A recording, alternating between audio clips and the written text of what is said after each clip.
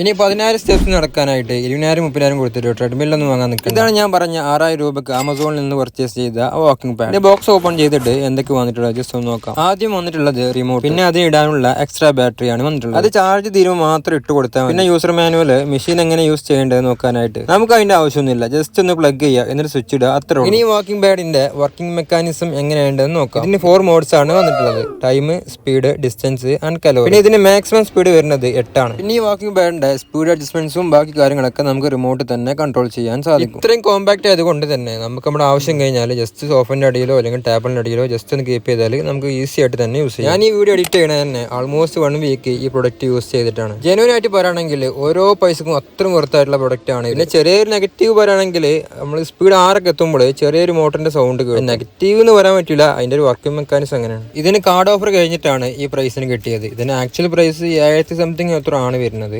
പിന്നെ ഇതിന് ലിങ്ക് വേണമെന്നുണ്ടെങ്കിൽ ജസ്റ്റ് കമന്റിൽ സ്റ്റെപ്സ് ഒന്ന് കമന്റ് ചെയ്താൽ മതി, ഞാൻ ഡയറക്റ്റ് ആയിട്ട് തന്നെ അയച്ചുതരാം.